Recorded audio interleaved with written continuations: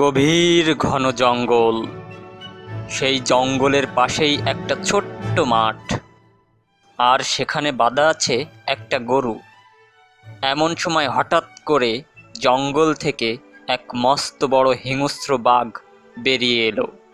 সেখান থেকে বের হয়ে বাঘ গরুকে দেখল, আর সে গরুকে বলল, এই গরু, তোকে তো আমি খাবো। সে কি গো বাঘ মামা, শেষমেশ আমায় খাবে? আজ বুঝি কোনো শিকার ধরতে পারোনি? তোর ওসব জেনে কাজ কি? আমার ক্ষুধা লেগেছে, তাই তোকে খাবো। সে না হয় খাবে, কিন্তু এখন যদি তুমি আমাকে খাও তাহলে তোমার বড় লোকসান হবে গো। লোকসান হবে মানে? কি বলতে চাস তুই? দেখোই না আমার মালিক কেমন দড়ি দিয়ে আমাকে খোঁটার সাথে বেঁধে রেখে গেছে। মাঠে এত ঘাস, অথচ তা আমি খেতেই পারছি না। নাগালের ভেতরে যেটুকু ঘাস পেয়েছি তা কখন খেয়ে শেষ করেছি। ভালো করে না খেলে কি শরীরে মাংস হয় বলো?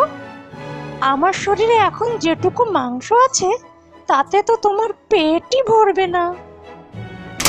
ও তাই বুঝি? তোর মালিক তো দেখছি বেজায় বোকা। তুমি ঠিক বলেছ বাঘ মামা। আমি রোজ এত দুধ দেই, তা খেয়েও মানুষগুলোর বুদ্ধি হয় না। তোর এসব ঘ্যানোর ঘ্যানোর আমার ভালো লাগছে না। তোকে আমি এখনই খাবো। সে তো খাবেই, কিন্তু খাওয়ার আগে তুমি একটা কাজ করবে, তাহলে আমারও পেট ভরবে, তোমারও পেট ভরবে। কি কাজ বল শুনি। আমার দড়িটা তুমি খুলে দিয়ে যাও। আমি পেট ভরে মাঠের ঘাস খেয়ে শরীরে মাংস বানিয়ে নিই, তারপর তুমি আমায় খেয়েও খন। বেশ বেশ, তোর বুদ্ধিটা মন্দ না। আমি তোর দড়ি খুলে দিয়ে যাচ্ছি, বিকালে এসে তোকে খাবো। এই বলে দড়ি কেটে বাঘ বনে চলে গেল। গরু সারাদিন মাঠের ঘাস খেলো। বিকেলে বাঘ এলো আর বলল, এখন আমি তোকে খাবো। আরে বাঘ মামা, খেও খেও, এত তাড়া কিসের তোমার? দেখো আমি সারাদিন খুব অল্প পরিমাণ ঘাস খেতে পেরেছি, তাতে আমার শরীরে আর কতটুকুই বা মাংস হয়েছে বলো?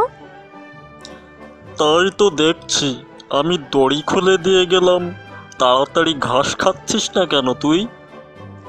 মামা, তাড়াতাড়ি খেলে বদ হজম হবে আমার, আর শরীরে যেটুকু মাংস আছে তাও ঝরে যাবে, পেট ভরবে না তোমার। তুমি একটা কাজ করো বরং। ফের কি কাজ? তুই তো আমায় বড় খাটাচ্ছিস। না, সেরকম খাটুনির কাজ নয়, বলছি শোনো। কাল তো আমার মালিক আবার আমাকে খোঁটার সাথে বেঁধে রেখে যাবে। তুমি এক সুযোগে দড়িটা কেটে দিয়ে যেও। আমি আরও অনেক অনেক ঘাস খেয়ে শরীরে মাংস করে রাখবো। বেশ, তাই হবে, কিন্তু কাল বিকালে আমি তোকে খাবই। অবশ্যই খাবে, 100 বার খাবে। তুমি একদম চিন্তা করো না মামা। পরের দিন সকালে বাঘ ফের এসে গরুর দড়ি কেটে দিয়ে গেল। তারপর বনে চলে গেল বাঘ। বিকেলে বাঘ মাঠে এসে দেখল সেখানকার অর্ধেক ঘাসও খাওয়া হয়নি গরুর। বাঘ তখন রেগেমেগে বলল, গরু, তুই কিন্তু বড় ফাঁকি মারছিস। আজও মাঠের পুরো ঘাস খাওয়া হয়নি তোর। আমার সঙ্গে চালাকি করছিস? সে কি মামা, চালাকি করব কেন? তওবা তওবা, আমি তো প্রাণপণে সারাদিন ঘাস খেয়েই চলেছি। এত বড় মাঠের ঘাস একদিনে খেয়ে কি শেষ করা 4টিখানি কথা? আর শেষ না করলেও তো চলবে না। তুমি কাল এসে আমার দড়ি আবার কেটে দিয়ে যেও। কাল আরও অনেকটা ঘাস খেয়ে ফেলবো আমি। কথা দিচ্ছি তোমায়, 3 দিনের ভেতর মাঠের সব ঘাস খেয়ে শেষ করে দেব আমি। তখন দেখো আমায় দেখতে কতটা নাদুস নুদুস হয়। তুমি তখন আমায় 4-5 দিন ধরে খেতে পারবে। এই কয়েকটা দিন ছোটখাটো শিকার মেরে তোমার পেট চালিয়ে নাও, তারপর তো আমি আছি তোমার পেট ভরতে।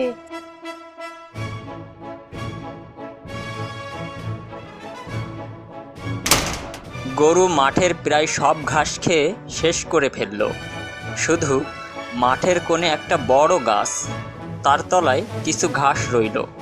পরের দিন বাঘ এসে বলল, আজ তো তোকে খাবই। 5 দিন ধরে না খেয়ে আছি তোকে খাবো বলে।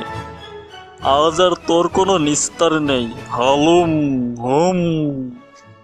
হ্যাঁ মামা, বসো, তোমার জন্যই অপেক্ষা করছিলাম। আমি প্রস্তুত, তবে খাবার আগে দড়িটা আরেকবার খুলে দাও। হুম, তুই তো দেখছি আমাকে জ্বালিয়ে মারবি। আরে রাগ করছো কেন মামা? 5 দিন অপেক্ষা করতে পেরেছো, আর কিছুক্ষণ অপেক্ষা করতে পারবে না? দেখো, ওই গাছের তলায় এক ফালি ঘাস পড়ে আছে, ওটাও খেয়ে আসি। ওটা আর পড়ে থাকে কেন? তারপর তুমি আমায় পেট ভরে খেও। ঠিক আছে, আমি দড়ি খুলে দিয়ে এখানেই থাকছি। আজ আর বনে যাব না। তাড়াতাড়ি ওটুকু খেয়ে ফেল, তারপর আমি তোকে খাবো। বাঘ দড়ি কেটে দিতেই গরু গিয়ে ঘাস খেতে লাগলো। বাঘ যখন জিরানোর জন্য বসে পড়ল, তখন গরু গিয়ে গাছের মগ ডালে উঠল, একেবারে উপরের মগ ডালে। সে তো গল্পের গরু, তাই গাছে উঠতে পারে। ধন্যবাদ মামা, তুমি বসে থাকো ওখানে। আমি আর 1 মাস এখান থেকে নামছি না।